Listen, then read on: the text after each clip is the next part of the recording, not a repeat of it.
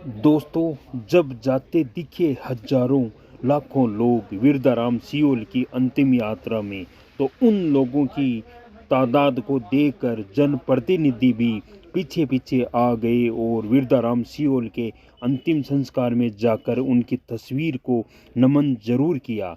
लेकिन क्या यह नमन केवल दिखावे वाला था या फिर दिल से भी यह राजनेता मानते हैं कि वीरदाराम सियोल वाकई में एक बड़े समाज सेवी थे और उनका जाना समाज के लिए कहीं ना कहीं बहुत दुखद है। और अगर यह मानते हैं तो क्या वह पुलिस की कार्रवाइयों पर कुछ बोल पा रहे हैं? क्या उन कार्रवाइयों को रोक पा रहे हैं? क्या परिवार को ढांढस बंधा रहे हैं?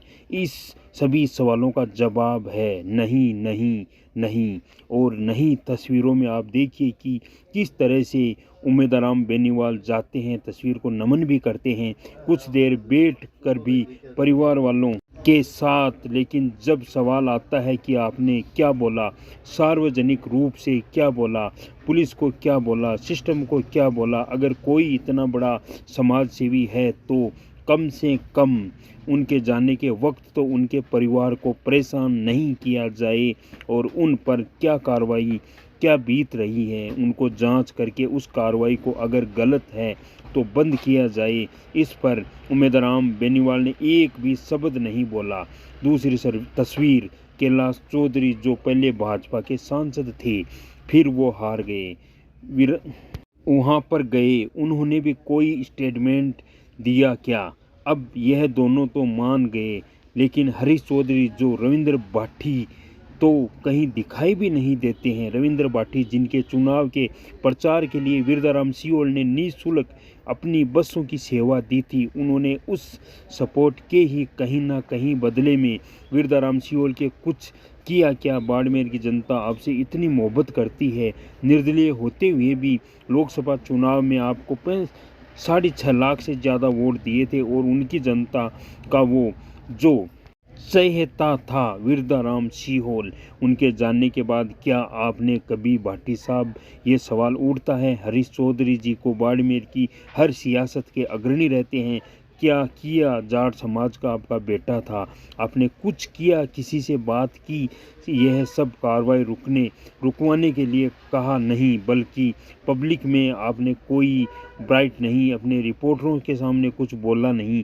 ऐसे में सवाल सबसे बड़ा यही उठता है कि यह सब राजनेता बाड़मेर की जनता की नब्ज अगर समझने का दावा करते हैं तो क्या इस दावे में रत्ती भर भी सच्चाई है?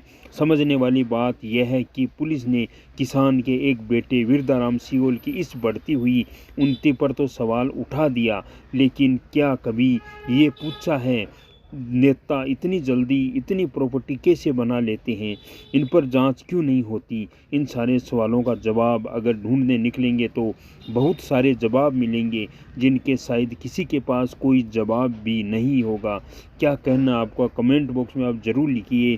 वीरदाराम जी सियोल कैसे आदमी थे, कितनी सेवा करते थे? क्योंकि वीरदाराम जी सियोल का जाना वाकई में ये सवाल देकर जा रहा है, कई सवाल उठाकर जा रहा है।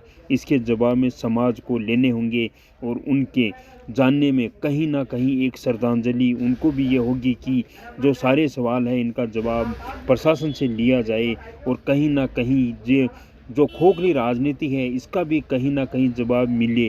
क्या कहना है? जो वीरदाराम जी सियाल पर खोखली राजनीति हो रही है वो बंद कीजिए। क्या प्रशासन ने किसी भी ने एक नेता ने भी बोला है कि वो तो चला गया, लेकिन अब कार्रवाई बंद करो, घर वालों को परेशान मत करो, लेकिन किसी ने नहीं बोला। आपको आपकी क्या राय है?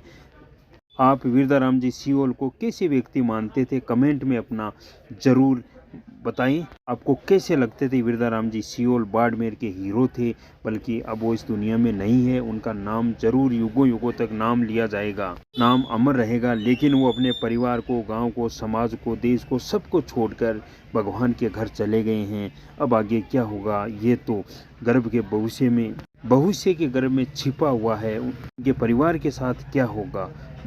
जय हिंद, जय भारत।